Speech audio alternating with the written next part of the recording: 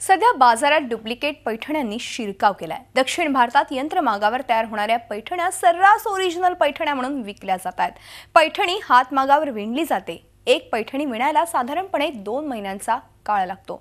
पैठणी विणायला लागणारा वेळ आणि त्यावरची कलाकुसर यामुळे पैठणी महाग असते। पण आता यंत्रमागावर तयार होणाऱ्या ह्या पैठण्या सर्रास जास्त किमतीला विकल्या जातात। साहजिकच ग्राहकांची फसवणूक होते। त्यामुळे ओरिजिनल पैठणी आणि डुप्लिकेट पैठणी कशी ओळखायची याची एक ट्रिक आहे, पाहूयात।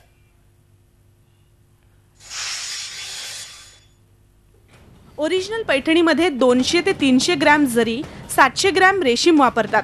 त्यामुळे एका पैठणीचं वजन 800 ते 900 ग्रॅम होतं। ओरिजिनल पैठणीचा पदर हा आतून बाहेरून सारखाच असतो। ओरिजिनल पैठणीचा काठ हा साडीच्याच रंगाचा असतो। दुसरा कोणताही कॉन्ट्रास्ट रंग काठासाठी वापरला जात नाही। पॉवरलूम मशीनवर तयार केलेल्या साडीचे धागे हे आतून बाहेरून वेगळे असतात। ओरिजिनल आणि डुप्लिकेट पैठणींच्या किमतीत 20 ते 40% इतका फरक असतो।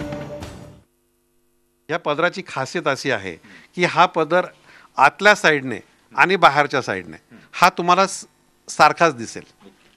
हा जो गुलाबी कलर आहे हाही तुम्हाला इथे गुलाबीच आहे। ही मधला जो धागा आहे हा इकडे जसा आहे तसाच इकडे पण तोच सेम आहे। आणि सगळ्यात महत्त्वाची म्हणजे ही विण ओळखण्याचं म्हणजे की इथे तुम्हाला धागा असा ओपन नाही आहे।